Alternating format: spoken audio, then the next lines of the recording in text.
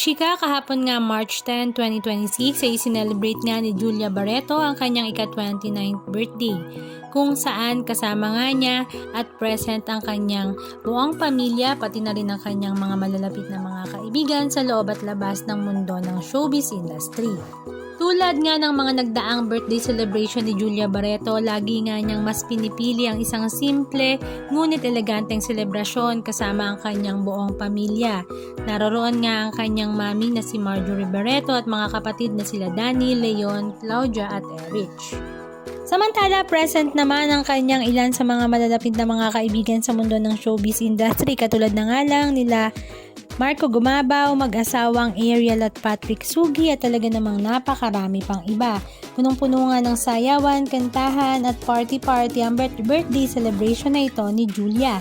Samantala, ang kanya namang mami na si Marjorie Barreto ay talaga namang merong heartfelt message para kay Juju. Halika at basahin natin.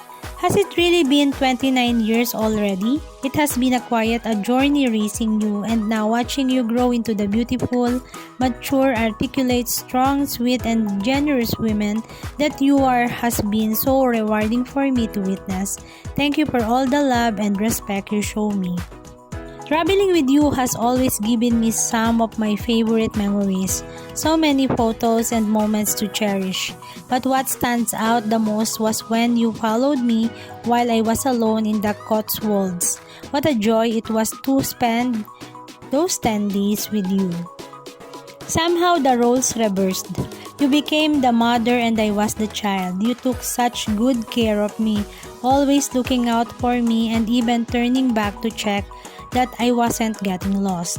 I am truly enjoying this season of life with you. Happiest birthday to my daughter, my friend. Your journey continues and I love seeing you happy. God be with you always. Happy birthday, dearest Julia. I love you so very much. Halika at panoorin natin ang ilan sa mga video clips ganap na kanilang iminahagi.